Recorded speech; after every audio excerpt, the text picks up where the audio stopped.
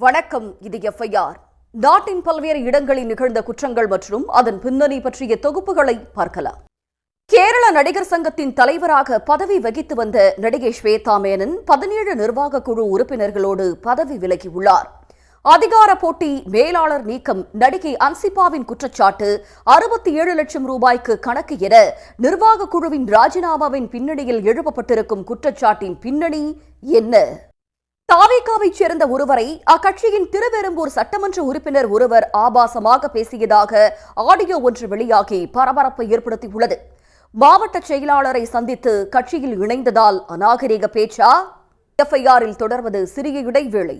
சென்ற அரசு பேருந்தில் பயணித்த கல்லூரி மாணவிக்கு பாலியல் தொல்லை கொடுக்கப்பட்ட சம்பவம் அதிர்ச்சியை ஏற்படுத்தியுள்ளது. இரவில் பேருந்தில் விளக்குகளை அணைத்ததும் தொந்தரவு செய்தவர் சிக்கியது எப்படி? சேலம் மாவட்டம் தீவட்டிப்பட்டி காவல் நிலையத்தில் குற்றங்கள் குறையவும் குற்றவாளிகள் சிக்கவும் போலீசார் ஆடு பலியிட்டு மாந்திரீக பூஜைகள் நடத்தியுள்ளார்கள். அவன் இவன் பட பாணியில் நடந்த சம்பவத்தின் பின்னணி என்ன? இத்துடன் எஃப்ஐஆர் நிறைவு பெறுகிறது. நன்றி, வணக்கம்.